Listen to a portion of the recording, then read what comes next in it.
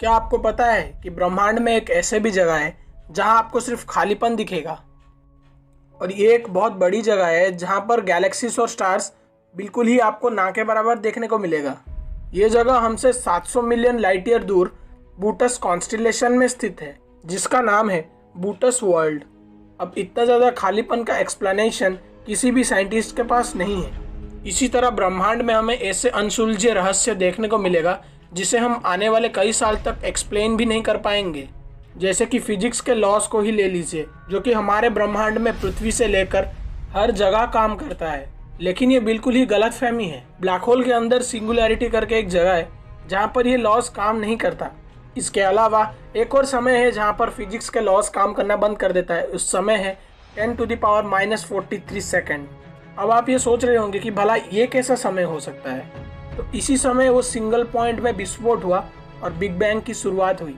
तब से लेके अब तक 13.772 बिलियन ईयर्स गुजर चुका है। तो इसी समय के एकदम शुरुआत में 10⁻⁻43 सेकेंड से पहले आपके लिए कोई भी फिजिक्स का लॉ काम नहीं करेगा। और इसी तरह हमारे मन में एक सवाल आता है कि बिग बैंग से पहले क्या होता था। अगर हम बिग बैंग थ्योरी को थोड़ा ध्यान से ऑब्जर्व करें तो इसमें साफ साफ कहा गया है कि बिग बैंग से पहले ना तो कोई ब्रह्मांड था और ना ही कोई समय। जब ये कहा जाता है कि बिग बैंग से पहले समय ही नहीं था, तब तो उससे पहले क्या होता है, ये सवाल ही गलत हो गया। क्योंकि पहले और बाद में ये पास्ट फ्यूचर की बातें तब आएंगे जब वहाँ पे समय एग्जिस्ट करता हो। दरअसल हमारा दिमाग ये इमेजिन ही नहीं कर पा रहा है कि ऐसा भी कोई डायमेंशन या फिर दुनिया हो सकता है जहाँ समय नाम का कोई चीज़ ही ना हो। इसके अलावा बिग बैंग में एक सिंगल पॉइंट के विस्फोट से आज तक हमारा यूनिवर्स फैल रहा है। तो फिर एक सिंगल पॉइंट से इतना सब कुछ कैसे हो गया। और उसको अगर हम साइंस के साथ रिलेट करें तो थर्मोडायनेमिक्स का सेकंड लॉ कहता है कि something can not come from nothing. इसका मतलब बिग बैंग से पहले भी कुछ तो रहा होगा जिसे साइंस अब तक सॉल्व नहीं कर पाया। अब ऐसा भी नहीं है कि इस ब्रह्मांड को लेकर हमारे पास सिर्फ एक ही थ्योरी मौजूद है। कई साइंटिस्ट ये मानने लगे कि ब्लैक होल के अंदर ही हमें इस ब्रह्मांड के रिलेटेड सारे इन्फॉर्मेशन पता चलेगा, क्योंकि ब्लैक होल के अंदर एकदम सेंटर पे मौजूद पॉइंट को सिंगुलैरिटी कहते हैं, जिसके अंदर लाखों सितारे एक सिंगल पॉइंट पे समाये हैं। और बिग बैंग में भी हमें कुछ ऐसा ही बताया जाता है।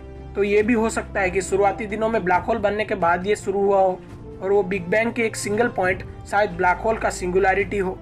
लेकिन इस थ्योरी में भी एक प्रॉब्लम है, जिसमें यह सवाल बन सकता है कि ये ब्लैक होल भी कहाँ से बना और ब्लैक होल के अंदर की सिंगुलैरिटी भी आखिर कहाँ से आया होगा।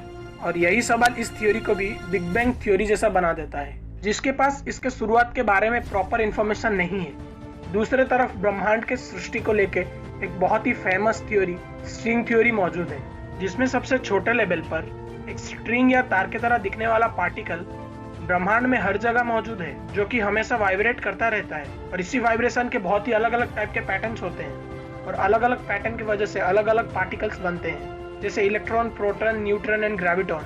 दुनिया के सभी मैटर्स मॉलिक्यूल से बना है और इन मॉलिक्यूल्स में एटम्स होते हैं और इन्हीं एटम्स में न्यूट्रॉन, प्रोटॉन और इलेक्ट्रॉन तो होते ही हैं। और अगर हम इन्हें भी तोड़ते चले जाए तो हमें क्वार्क्स मिलता है। इन क्वार्क्स के भी अगर हम अंदर जाते हैं तो तब हमें ये स्ट्रिंग मिलेगा और इसी स्ट्रिंग के वाइब्रेशन के ऊपर ही डिपेंड करेगा कि इसका बाहर का चीज आखिर इलेक्ट्रॉन, प्रोटॉन या न्यूट्रॉन बनेगा। ये स्ट्रिंग्स कई तरह के डायमेंशन में मौजूद हैं। कई डायमेंशन में होने की वजह से इनके अलग अलग फ्रीक्वेंसी से अलग अलग यूनिवर्स बनते हैं, जो आपस में ग्रेविटी के कारण एक दूसरे से टकराते हैं।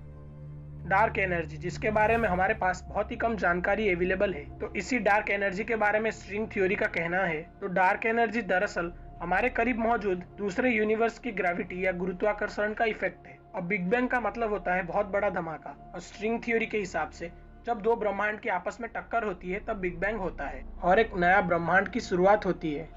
तो अगर स्ट्रिंग थ्योरी के पास सारे सवालों का जवाब है तो इसे बिग बैंग से भी ऊपर दर्जा क्यों नहीं दिया गया। दरअसल इस थ्योरी में कुछ ऐसे पदार्थ या पार्टिकल्स का नेम मेंशन है जो फिजिक्स के नियमों के खिलाफ है, इसीलिए इस थ्योरी को साइंटिस्ट नहीं मानना चाहते हैं। लेकिन हमें ये भी ध्यान में रखना चाहिए कि इस ब्रह्मांड में ऐसे भी दो जगह है जहाँ पर फिजिक्स के नियम नहीं काम करते हैं, इसीलिए स्ट्रिंग थ्योरी को पूरी तरह से रिजेक्ट कर देना एक बिल्कुल ही गलत डिसीजन होगा। तो आप किस थ्योरी को ज्यादा प्रेफर करते हो? आपको कौन सा थ्योरी सबसे ज्यादा रियल लगता है? नीचे कमेंट करके जरूर बताना।